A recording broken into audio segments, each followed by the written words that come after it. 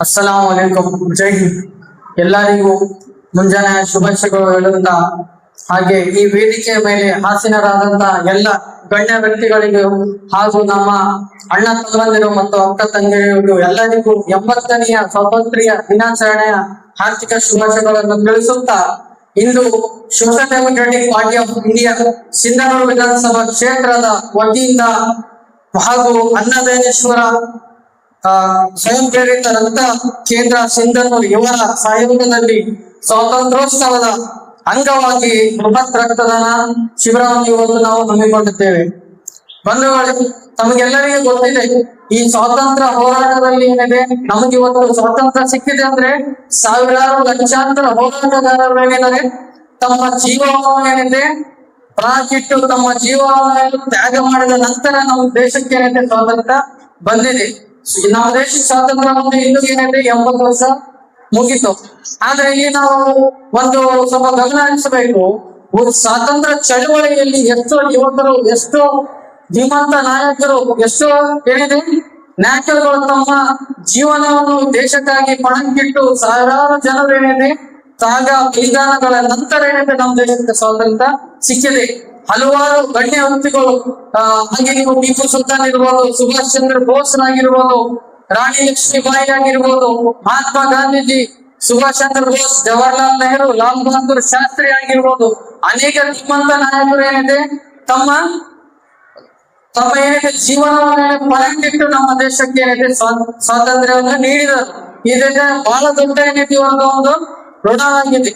ಆದರೆ ಇಲ್ಲಿ ನಾವು ಒಂದು ಅರ್ಥ ಮಾಡ್ಕೊಳ್ಳಬೇಕು, ಈ ನಿಜವಾಗಿಯೂ ನಮ್ಗೆ ಈ ದೇಶದಲ್ಲಿ ಏನಿದೆ ಒಂದು ಸ್ವಾತಂತ್ರ್ಯ ಇದೆನಾ, ಇಲ್ಲಿ ನಾವು ಒಂದು ಸ್ವಲ್ಪ ಗಮನ ಹರಿಸಬೇಕು. ನಮ್ಮ ಪೂರ್ವಜರು ಏನಿದ್ದಾರೆ ತಮ್ಮ ಜೀವನವನ್ನು ತ್ಯಾಗ ಮಾಡಿ ಸ್ವಾತಂತ್ರ್ಯ ಕೊಟ್ಟರ ಮೇಲೆ ಒಂದು ಕಾರಣ ಇತ್ತು. ಅವ್ರು ಎದಕ್ಕೆ ಸ್ವಾತಂತ್ರ್ಯಕ್ಕೋಸ್ಕರ ಹೋರಾಡಿದ್ರೆ ಅಂದ್ರೆ ಮುಂದಿನ ಪೀಳಿಗೆಗಳು, ನಾವಂತೂ ಬ್ರಿಟಿಷರ ವಿರುದ್ಧ ಹೋರಾಡಿ ನಾವು ಕಷ್ಟಗಳನ್ನು ನೋಡಿದ್ದೀವಿ.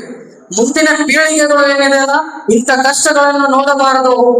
ಅವ್ರೇನಿದೆ ಒಂದು ಹಂಗಿನಿಂದ, ಒಂದು ಸ್ವಾತಂತ್ರ್ಯದಿಂದ, ಒಂದೇನಿದೆ ಒಂದು ಅವರ ಒಳ್ಳೆ ಜೀವನಕ್ಕೋಸ್ಕರ ಏನಿದೆ ಅವರು ತ್ಯಾಗ ಬಲಿದಾನ ಮಾಡಿ ಏನಿದೆ ನಮ್ಮ ದೇಶಕ್ಕೆ ಸ್ವಾತಂತ್ರ್ಯ ಕೊಟ್ಟರು. ಆದ್ರೆ ಈ ನಿಜವಾಗಿಯೂ ನಮ್ಮ ದೇಶದಲ್ಲಿ ಇವತ್ತು ಸ್ವಾತಂತ್ರ್ಯ ಇದೆನಾ, ಇವತ್ತು ನಾವು ಗಮನ ಹರಿಸಬೇಕಾಗ್ತದೆ. ಯಾಕಂದ್ರೆ ವಿದ್ಯಾರ್ಥಿ ಇವತ್ತು ನೋಡ್ರಿ, ವಿದ್ಯಾರ್ಥಿಗಳಿಗೆ ಎಷ್ಟು ಏನಿದೆ ಪೇಪರ್ ಸ್ಕ್ಯಾಮ್ ಬರಕತ್ತದೆ, ದಿನನಿತ್ಯ ಏನಿದೆ ಭ್ರಷ್ಟಾಚಾರಗಳು ನಡೀತಿದೆ, ದಿನನಿತ್ಯ ಅತ್ಯಾಚಾರ ಇವೆಲ್ಲ ನಮ್ಮ ದೇಶದಲ್ಲಿ ಏನಿದೆ ದಿನ ದಿನ ಹೆಚ್ಚಾಗ್ತಿದೆ. ಇದೇ ರೀತಿ ಯಾರಾದ್ರೂ ಒಬ್ಬ ಕೆಳವರ್ಗದವರು ಅಥವಾ ಮಹಿಳೆಯರು, ಯಾರಾದ್ರೂ ಸ್ಟೂಡೆಂಟ್ಗಳು ಅವರ ಹಕ್ಕನ್ನು ಪಡೆಯೋಗೋಸ್ಕರ ಸಂಘಟನೆಯ ಮುಖಾಂತರ ಯಾರಾದ್ರೂ ಏನಿದೆ ಆಡಳಿತ ವರ್ಗದ ವಿರುದ್ಧ ಧ್ವನಿಯನ್ನು ಎತ್ತಿದರೆ ಇವತ್ತು ಏನ್ ಮಾಡ್ತಿದ್ದಾರೆ, ಅವರಿಗೆ ಅವರ ಧ್ವನಿಯನ್ನು ಹತ್ತಿಕ್ಕಲು ಪ್ರಯತ್ನ ಮಾಡ್ತಿದ್ದಾರೆ. ಹಾಗೆ ಈಗ ನೀವು ರೀಸೆಂಟ್ ಆಗಿ ನೋಡಿರಬಹುದು, ವಿದ್ಯಾರ್ಥಿಗಳು ತಮ್ಮ ಹಕ್ಕನ್ನು ಪಡೆಯಲು ಅವರ ಹೋರಾಟದ ಮುಖಾಂತರ ಆಡಳಿತ ವರ್ಗದವರಿಗೆ ಏನಿದೆ ಅವರ ಪ್ರಶ್ನೆಗಳು ಕೇಳಿದರೆ ಅವರೇನಂತ ಹೇಳಿದ್ರೆ ಇವರೇನಿದೆ ದೇಶ ದ್ರೋಹಿಗಳಂತ ಅವರಿಗೆ ಹೇಳಿದ್ರು. ಈ ಸ್ಟೂಡೆಂಟ್ ಯಾರಿದ್ದಾರೆ, ಸ್ಟೂಡೆಂಟ್ ಪ್ರೊಟೆಸ್ಟ್ ಮಾಡಲಾದ್ರೆ ಅವ್ರು ಯಾರು ದೇಶ ದ್ರೋಹಿಗಳಿಂದ ಅವರಿಗೆ ಏನಿದೆ ಅಪಮಾನ ಮಾಡಿದರು. ಈಗಿನ ಪ್ರಸ್ತುತ ವಾಸ್ತವದಲ್ಲಿ ಮಹಿಳೆಯರಿಗೆ ಏನಿದೆ ಸುರಕ್ಷಿತ ಇಲ್ಲ. ನೀವು ನೋಡಿರ್ಬೋದು, ಸಿಟ್ಟಿಂಗ್ ಕ್ಯಾಬಿನೆಟ್ ಒಬ್ಬ ಮಿನಿಸ್ಟರ್, ಒಬ್ಬ ಎಲೆಕ್ಟೆಡ್ ರೆಪ್ರೆಸೆಂಟೇಟಿವ್ ಕ್ಯಾಂಡಿಡೇಟ್ ಹೇಳ್ತಾನೆ, rape is occurs the lady just lie down and enjoy. ಈ ರೀತಿ ಒಂದು ಸ್ಟೇಟ್ಮೆಂಟ್ ಕೊಡೋರು ಇವತ್ತು ಸದನದಲ್ಲಿ ಇದ್ದಾರೆ.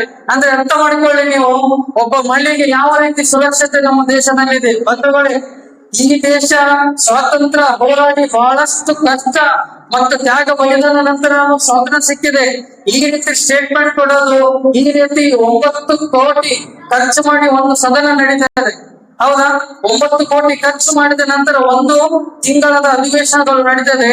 ಅಂತ ಅಧಿವೇಶನಗಳನ್ನು ಇವರು ಹೇಳೋದು ಏನು, when rape is occurs to the lady, he just lie down and enjoy. ಇಂಥ ಒಂದು ಸ್ಟೇಟ್ಮೆಂಟ್ ಕೊಡುವ ಮುಖಾಂತರ ಇದು ಯಾವ ಸಂದೇಶಗಳು ಇವರು ರವಾನೆ ಮಾಡ್ತಾರೆ. ಇಲ್ಲಿ ನಾವು ಬಂಧುಗಳೇ, ನಾವು ಇವರು ಯಾರು ಅಂತ ನಾವು ಅರ್ಥ ಮಾಡಿಕೊಳ್ಳಬೇಕು, ಇವರ ಎಂತ ಮನಸ್ಥಿತಿ ಇದೆ ಅಂತ ನಾವು ಅರ್ಥ ಮಾಡಿಕೊಳ್ಳಬೇಕು. ಬಂಧುಗಳೇ, ಆ ಕಾಲದಲ್ಲಿ ಬ್ರಿಟಿಷರ ವಿರುದ್ಧ ಹೋರಾಡದೆ ಬ್ರಿಟಿಷರ ಕ್ಷಮಾಪಣೆ ಪತ್ರ ಬರೆದು ಏನೇನು ಮನೇಲೆ ಕೂತಿದ್ರು. ಅದೇ ಏನೋ ಇವರು ವಂಶಸ್ಥರು ಈ ಒಂದು ಆಡಳಿತ ವರ್ಗದಲ್ಲಿದ್ದಾರೆ. ಇವರು ಯಾರು ಅಂತ ಹೇಳಿದ್ರೆ ಇದೇ ಬ್ರಿಟಿಷರ ತಿಂಗಳಿಗೆ ಪೆನ್ಷನ್ ಅನ್ನು ತೆಗೆದುಕೊಂಡು ಮನೆಯಲ್ಲಿ ಕೂತಿದ್ರು. ದೇಶದ ಏನಂತೆ ಹೋರಾಟದಲ್ಲಿ ಪಾಲ್ಗೊಳ್ಳದೆ ಮನೆಯಲ್ಲಿ ಬಳೆ ಹಾಕೊಂಡು ಕೂತಿದ್ರು. ಇದೇ ಇವಾಗ ಏನಿದೆ ಪ್ರೆಸೆಂಟ್ ಏನ್ ಆಡಳಿತ ಮಾಡ್ತಿದ್ರೆ ಇದೇ ಈ ಸಂತತಿಗಳು. ಮತ್ತೆ ಇದೇ ರೀತಿ ಬ್ರಿಟಿಷರ ವಿರುದ್ಧ ಏನಿದೆ ಯಾವ ಸ್ವಾತಂತ್ರ್ಯ ಹೋರಾಟಗಾರರು ಹೋರಾಟ ಮಾಡುತ್ತಿದ್ದರೋ ಅವರ ವಿರುದ್ಧನೇ ಸಂಚು ರೂಪಿಸಿ ಏನಿದೆ ಅವರ ಎಲ್ಲ ಸಭೆಗಳ ಎಲ್ಲ ಇನ್ಫಾರ್ಮೇಶನ್ ಏನಿದೆ ಬ್ರಿಟಿಷರಿಗೆ ಕೊಡುವ ಮುಖಾಂತರ ಇವರು ದೇಶಕ್ಕೆ ಏನಿದೆ ನಮ್ಮ ದೇಶಕ್ಕೆ ಮೋಸ ಮಾಡಿದ ಇದೇ ಸಂತತಿಗಳನ್ನು ನಾನು ಇಚ್ಛೆ ಪಡ್ತೀನಿ. ಸ್ನೇಹಿತರೆ, ಇವತ್ತೇನು ನಾವು ಸ್ವಾತಂತ್ರ್ಯ ದಿನ ಅಂಗವಾಗಿ ಇದೇನು ರಕ್ತದಾನ ಶಿಬಿರ ಹಮ್ಮಿಕೊಂಡಿದ್ದೇವೆ. ಇದಕ್ಕೆ ನಮಗೆ ಸ್ಫೂರ್ತಿ ಮತ್ತು ಪ್ರೇರಣೆ ಯಾರು ಅಂದ್ರೆ ನೇತಾಜಿ ಸುಭಾಷ್ ಚಂದ್ರ ಬೋಸ್. ತಮಗೆಲ್ಲರಿಗೆ ಗೊತ್ತಿರಬಹುದು ನೇತಾಜಿ ಸುಭಾಷ್ ಚಂದ್ರ ಬೋಸ್ ಅವರ ಒಂದು ಘೋಷಣೆ ಎಲ್ಲರಿಗೂ ಗೊತ್ತಿದೆ. ಯಾವುದು? ತುಮ್ ಮುझे खून दो मैं तुम्हें ಆಜಾದಿ ದೂಂಗಾ. ನೀವು ನನಗೆ ರಕ್ತ ಕೊಡಿ, ನಾನು ನಿಮಗೆ ಸ್ವಾತಂತ್ರ್ಯ ಕೊಡುತ್ತೇನೆ.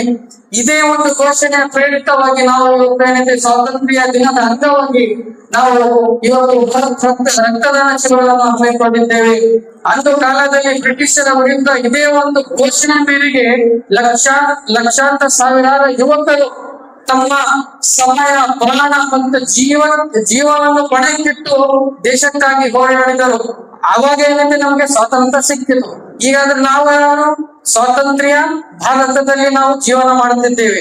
ಹಾಗಾಗಿ ಅದೊಂದು ಘೋಷಣಾ ಪ್ರೇರಿತವಾಗಿ ನಾವು ಇವತ್ತು ಒಂದು ಸಣ್ಣ ಪ್ರಯತ್ನ ನಮ್ಮ ರಕ್ತದಾನ ಮಾಡೋದ್ರಿಂದ ಒಂದು ಒಳ್ಳೆಯ ಯಾರಾದ್ರೂ ಮಗು ಮತ್ತೆ ಯಾರಾದ್ರೂ ಬ್ಲಡ್ ಬೇಕಾದವರಿಗೆ ಏನಂದ್ರೆ ನಾವು ಸಹಾಯ ಮಾಡಬಹುದು. ಹಾಗಾಗಿ ಅದೇ ಪ್ರೇರಣೆಗೊಂಡು ನಾವು ಇವತ್ತು ರಕ್ತದಾನ ಶಿಬಿರವನ್ನು ಹಮ್ಮಿಕೊಂಡಿದ್ದೇವೆ.